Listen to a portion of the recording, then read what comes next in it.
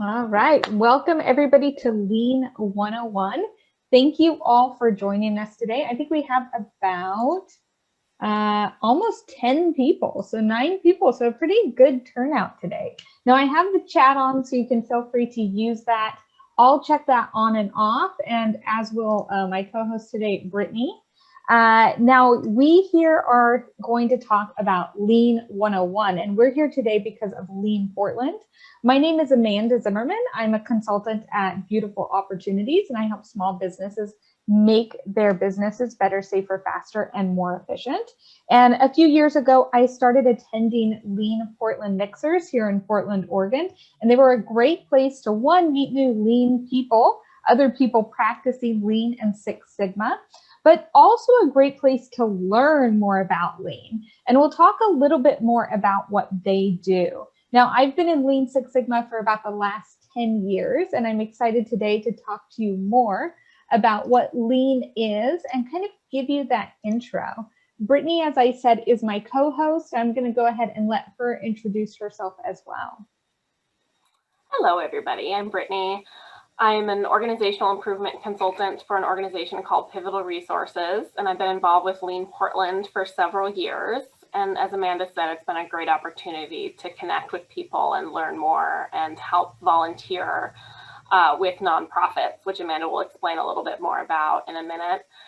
I've been involved with Lean for a couple of years, and then prior to that, I have varied experience in program evaluation, industrial organizational psychology, and nonprofit development.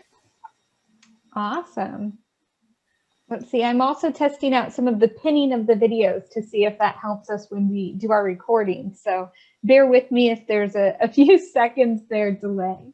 Awesome. So Brittany is going to be sharing some of our concepts today as we go through what is Lean. So we're going to start off with a general introduction to Lean.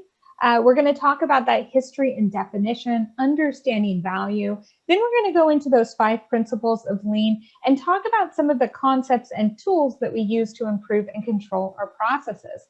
Finally, we're going to talk more about our workspaces and keeping those clean from clutter and keeping them organized with 5S before we kind of open it up to the group for any questions. Can anyone hear? So does anybody have any trouble? Okay, a few people say that they can hear me. So Sarah, maybe if you log on or log off and then log back on, we can readmit you. And I'm actually going to go ahead and make Brittany co-host now so that, let's see, give me just one moment here so then we can make sure we are both able to admit people in case one of us is not able to. Okay, back to it. So we're here today, as I said, because we are helping, or we are part of the organization Lean Portland. Now, Lean Portland is an organization of Lean Six Sigma professionals that want to extend our expertise into our communities. We believe in sharing our methods, resources, and project results with the community so that we can help us, so that we can all learn from our successes and mistakes so that we can help make work better. Now, there's 3 ways that you can connect with us. So this is one of our free donation-based workshops today that we offer maybe about once a month. So it's great to connect with us on Eventbrite to keep seeing these.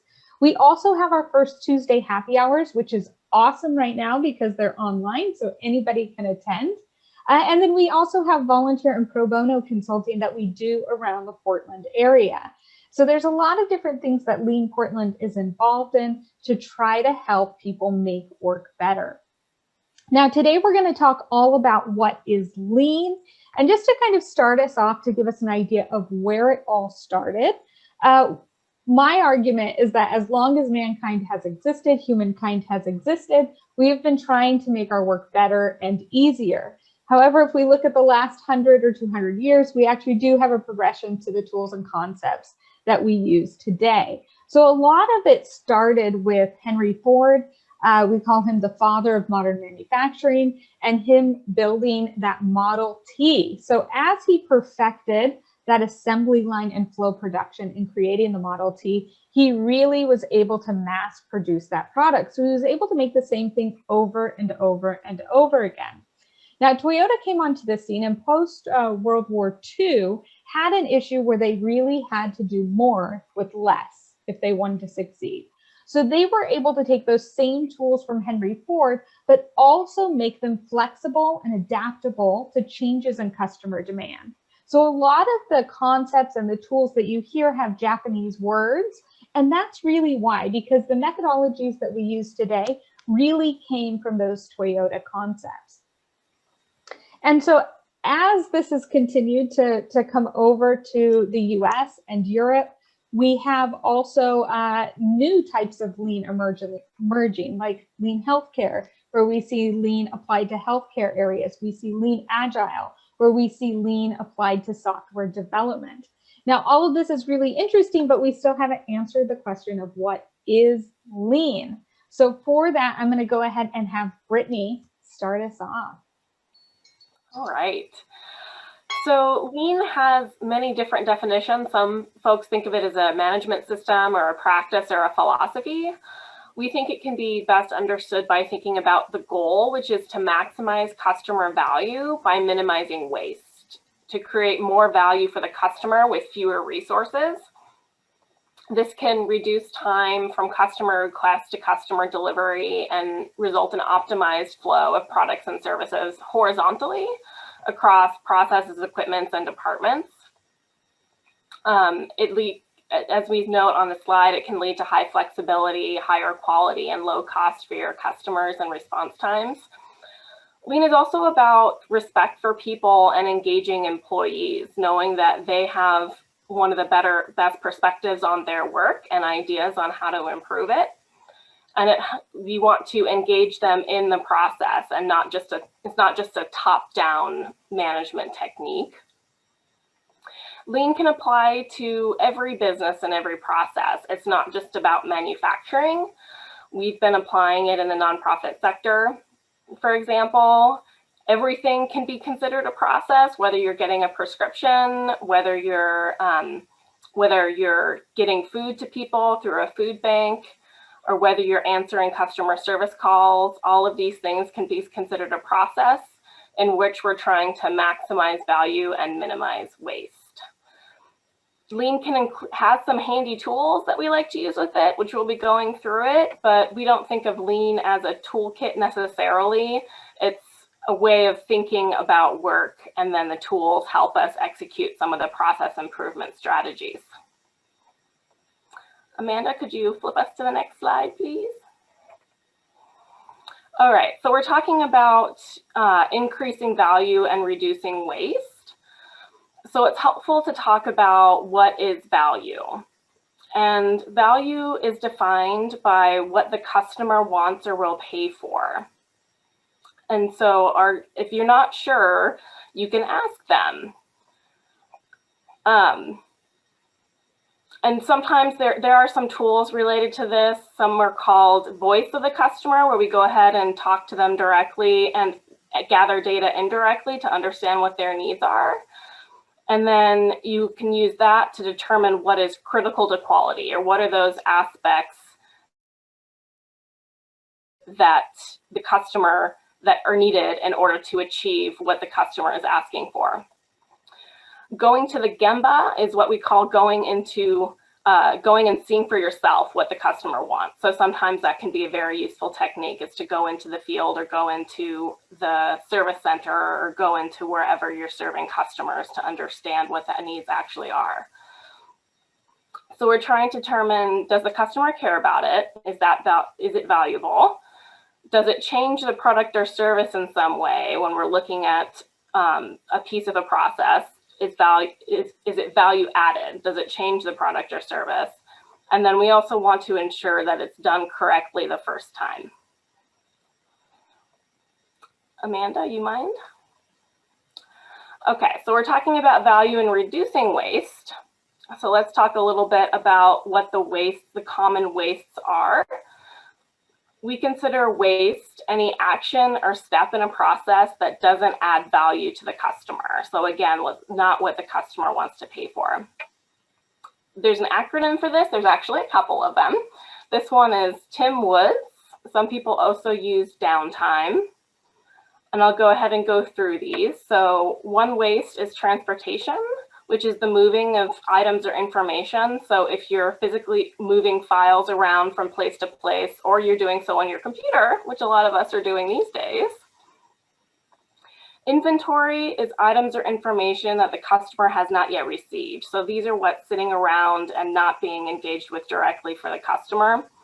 So if you're in a pizza place, you're working in a pizza place, it may be having extra cheese stored in your refrigerator. And if you have extra inventory, you might be using space for that you don't need, and that can incur cost and waste. Motion is the excessive movement within the workplace. So this is usually people. So one example is if you're trying to get lab work done and the doctor's office requires you to go across the street to get your lab work done, that's excessive motion and a waste and a cost time in the process. Waiting is waiting for information or times to arrive. We're all very familiar with this, having to wait in lines. So if you're picking up, I was picking up drive-through prescriptions the other day, and it was quite a long wait time, which reduces efficiency in the process and incurs waste. Overprocessing is doing more work than is necessary. One way to think of this is perfectionism. An example might be creating more detailed reports than are needed. If you are using an Excel file that has lots of detailed data and providing more analytical tools and graphs that are necessary for that particular task. Overproduction is doing the work before it's needed. So if you're in a restaurant putting out food for a buffet line before more is needed, that can be considered overproduction, or you're creating reports that no one necessarily needs or doesn't need yet. Defects are when mistakes or errors that need to be reworked, which can cause extra time and waste. Amanda was talking about buying a laptop the other day, and it had a pink line across the screen. And when she called Best Buy to see what was going on, they said about 10% of the screens had this error. So that's causing rework and waste in the process.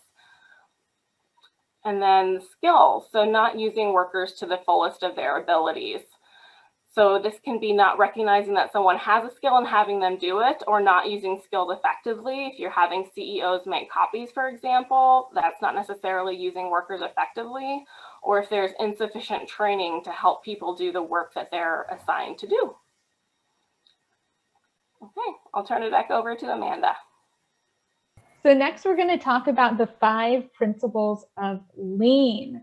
So the 5 principles of lean, Brittany already touched on value, understanding value in the eyes of our customers. And sometimes, as she mentioned, you can talk to the customer and find out what is that voice of the customer. What do they see as value? The second principle is value stream. So understanding all of those actions and decisions that go into creating that value for your customer. And then we have flow. So we see our product or service flow through all of those different processes in our value stream. Then what we want to work towards is pull, so that we're only producing a product or service at the demand of our customers. So only producing it when our customer wants it. And finally, we have striving for perfection. So this is where we continuously improve. We always want to continue creating more value for our customers, understanding all those processes and steps, seeing how our products and services flow through those steps, always at the demand of the customer, right? So we have that continuous improvement flow. Are there any questions on this, on the 5 principles?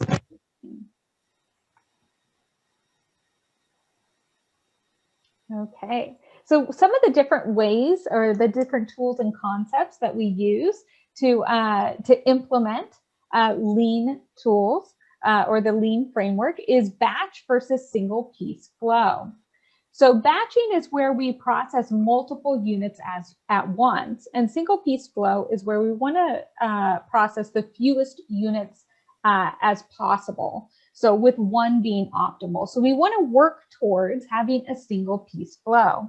Now, the way that I always think of this is my first class that I went to in Lean, she had a pen, and she talked about that when you produce the pens, if there was a problem with the ink, or maybe the ink ran out, but you did 100 pens at a time, the ink could have run out for many batches before you noticed, right? So you could have many batches of 100 pens each that would be defective, right? But when you work at single piece flow, you're able to identify those defects faster. Now, I personally saw this when I worked at a glass manufacturer, and that glass manufacturer actually had to put a coating on each piece of glass. So there were different activities until the glass was ready to be put into its final assembly.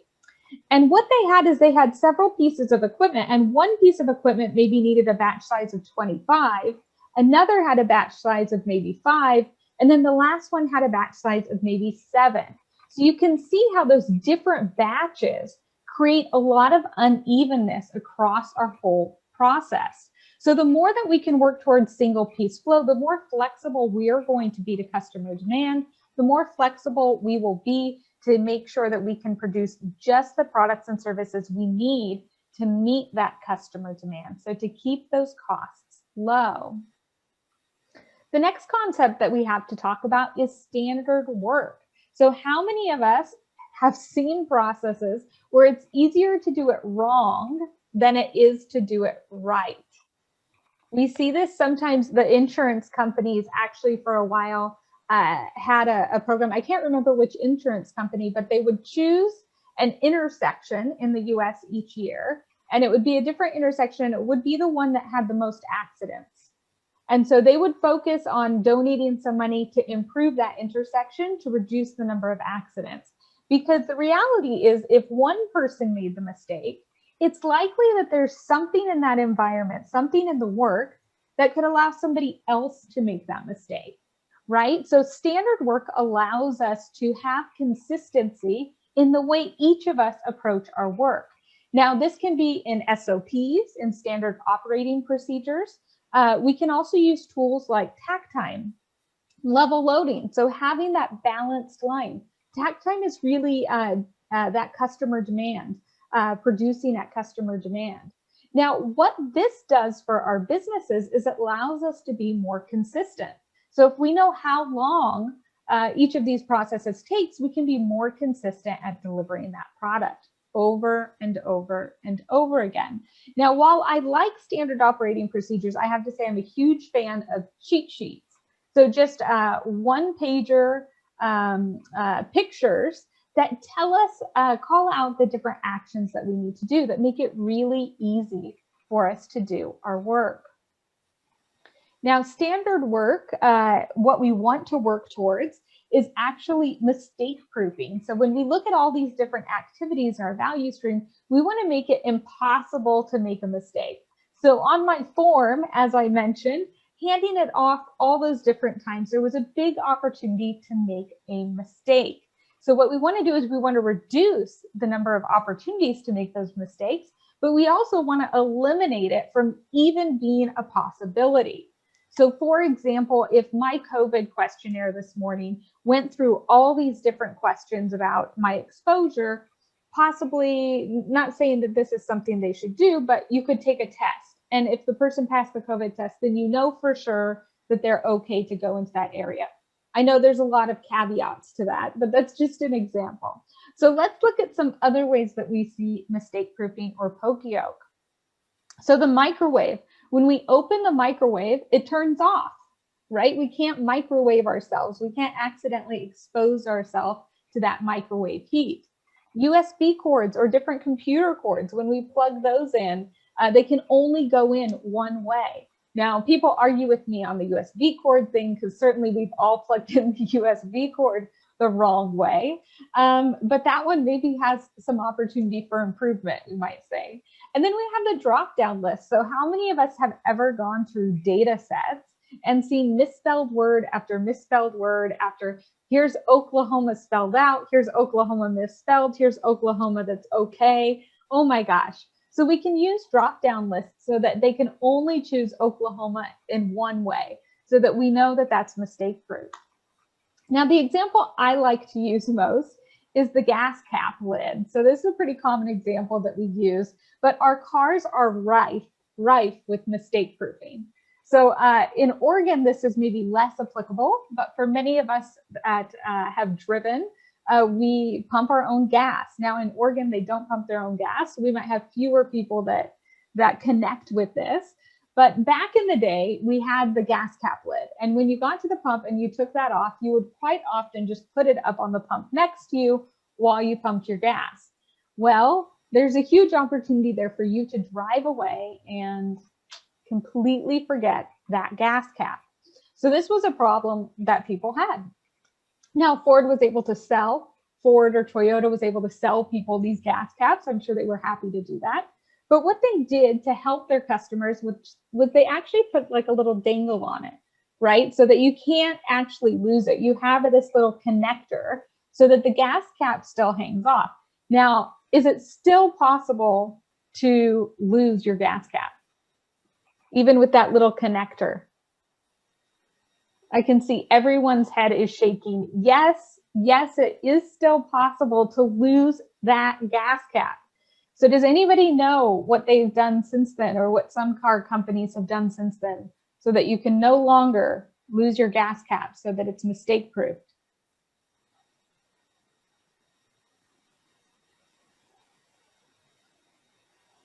Anyone? They eliminated the gas cap completely. Yes, they eliminated it completely, right? Yeah. So that you don't even have to have a gas cap. So there's no chance that you can lose it. How great is that? Now, maybe they lost money because they're not selling those gas caps anymore, right? But it's definitely a decision to make it much easier for us, their customer, to create that value for our customers. Yeah, Terry, did you have anything else you want to add to that? Well, it's a win-win. So it's a win for the consumer and it's a win for the manufacturer because there's a cost saving on the gas caps. So it's, Yeah, and now they don't have to send those out. They can spend their time on things that maybe they have a higher profit margin on. Yes, yeah. Yeah, awesome. Now, as I mentioned before, while SOPs, standard operating procedures, are fantastic to help us to standardize work, I really am passionate about about making things visual. So visual management and controls. So can someone tell the status of your work area quickly? What I always challenge managers and CEOs that I work with to do is, can you walk out to your warehouse or call center or whatever area that you work in? If you work, at a retail shop, can you immediately see if you're having a good day or a bad day? How do you know if you're having a good day or a bad day? Right? And what we can use is sometimes these visual controls or visual management to make it really easy for us to see if there's something wrong. So if we can't mistake proof it, we can at least make it easier for us to identify if a problem is occurring, or if we're on target, or if we're doing awesome. Now, for example, here we have this on air sign. So what does a lit on air sign mean? Who knows? What is a lit on air sign? Maybe you've never seen one of these in your life, but I bet a few people know. Terry. Yeah, they're recording. You don't enter the recording area. Yeah, don't enter. So this is a really quick way that almost any of us really quick can know, ooh, I've seen that on TV, or I know not to enter that area. The handicap painted in a spot, we know we're not supposed to park there without that handicap placard. Now, the green and yellow and red lights also are an indicator of that go and stop. Now, if you're colorblind, that can be challenging, right? So we have to kind of think of these as well, and how we can make these visually identifiable to everyone. Now, the green light's on the bottom, depending where you live. So that's one way that you could identify it if you couldn't see the color. If any of us have ever been to an airport, you have seen a ton of visual controls and visual management. The goal in the airport is that you should never have to go to information. You should never have to stop and go talk to people. You should be able to go straight to your gate and get onto your flight. Now, the same thing for the planes coming in, right? You can see here that yellow line. They have all kinds of lines mapped out there so that they know exactly where to stop the plane so that people can bring those boarding gates on and off. To me, anytime you ask a question, if I was in the airport and I had to actually go to the information desk and say, hey, where is the bathroom? I would see that as a defect. If I had to send an email to somebody to ask a question, I could see that as a defect, right? So what are ways that we can make it really easy for people to get these answers and know how to do their work correctly? And so I think that's a great call out too, where we have these different examples, and this is really not industry specific. So whereas lean started out in that manufacturing assembly line, it doesn't have to stay there. So Brittany had some great examples as well, that this can be used in nonprofits. This can be used at home. So there's all kinds of applications of these lean concepts and tools that we can use. And then finally, we have 5S. So I am super passionate about promoting 5S, especially for people new to Lean or Six Sigma, because what we see when we change our environments, and you can think of when you've maybe moved to a new place or when you've maybe done a major garage renovation, when we change our environment, it changes the way we interact with everything around us. And we have to immediately learn these new ways of working, which means our employees are more receptive to improvements and might be able to identify other ways to improve our work. So what 5 is it's simply 5 activities that help you to improve your physical or virtual workspaces. So the first thing is sort, set in order, shine, standardize, and sustain, so that you have a place for everything and everything is in its place. Now in sort, what we do is we throw out any trash. We make sure that anything that doesn't belong gets out. We start to group items so that we can identify maybe common items that belong together that got separated over time. We set an order by the frequency. So if we think of this as a workspace, as a workstation that maybe somebody at your organization is using. So the first thing is we would work with that person, right? We want to make sure always that we go to Gemba, that we go to where the work is being done, and that we talk to the people doing that work. So they should always be a part of any of these activities. So the first thing that we're going to do with that person is we're going to look through their workstation and identify anything that don't belong. We're going to group like items. Then we're going to set an order by how frequently we use different items. So if we have things that are really heavy, those are probably going to go at the bottom. But if we have things that we hardly ever use, but we need in that work area, maybe those go on the top shelf, right? Maybe those are in a harder to access location. But those things that we use every single day, we might actually have shadow boards. We might have boards right next to us that have those tools so that we can access them very, very easily. Then we want to shine. We want to clean everywhere. Now, one thing I will say kind of in the set in order or shine area is that you also want to think about any furniture you have. So if you have actual like shelving or other pieces of equipment, think about whether or not those are needed to execute the activity of the job. So if there's an empty shelf that you leave in that workspace, what's going to happen to that empty shelf? It's going to fill up, isn't it? Just like in our bedrooms where we have maybe a chair or a wardrobe, the top of that's going to get filled eventually with clothes, right? So the same thing in our workspaces. If we have an empty shelf that we've left after we do a 5S activity, it's probably going to start to accumulate stuff. Do you want that? Is that a place that it should be accumulating stuff?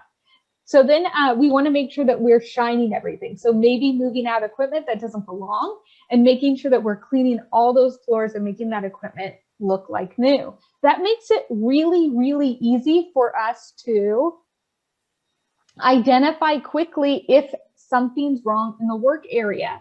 If I see all of a sudden a spill on the floor, I know that that's not an old spill. I can really quickly identify that there's a problem with that piece of equipment. And I've seen this done quite a few times, that when we do clean everywhere, we start to identify problems like that were systemic, that we just didn't realize were happening. And then we're going to standardize. So we're going to create systems to sustain these changes. So that might look like audits. That might look like maybe some easier labeling, maybe some inspection activities. I really recommend that you try to distribute this amongst the different people using your workspaces. So if you're going to standardize an audit, if you're going to have an audit that's done maybe weekly, maybe you rotate who does that audit each week to make sure that you continue to keep things in line. Now, a few years ago, I had kind of a funny situation with this one where we rotated responsibilities and they went through a 5S checklist. And one of the items on the checklist was to check the bathroom and make sure that it was stocked, right? Now, the action would be, that was not listed on the sheet, was that if it was not stocked or something was wrong, that you should connect with the janitorial staff to make sure that it's rectified. Now, what happened was the gentleman came to the morning huddle the next day and said, I'm not cleaning the bathroom, right? So he didn't realize that there was actually an action to take to connect with the janitors, not that we were expecting him to have to maintain and clean the bathrooms. So it's always good to do a training or some kind of FYI to these teams so that they do know what their actual responsibilities and how to do a good audit of their workspaces. And finally, we come to the absolute hardest step, which is sustainment. Making sure that we keep it clean, keep it organized day after day. So this is a great activity that we have in our Lean toolkit, our Lean framework called 5S. As Brittany mentioned, Lean is less about all of these different tools and concepts and more about overall improvement, a change in the way that we see things. I always think of it as like putting on a pair of glasses. And once you put on that pair of glasses, you really can't see things in the same way. Once you start looking for weighting, inventory, defects, you're not going to be able to look at your workspace the same way. Now, Lean, as we said, came from Japan, and it ended up in a lot of different places, obviously. One of the most fascinating things to me is that Lean is it's a translation of a Japanese word, right? But in different countries and different languages, we translated that differently. So from what I understand, I think in French Canada, it's anorexic management would be the translation to English.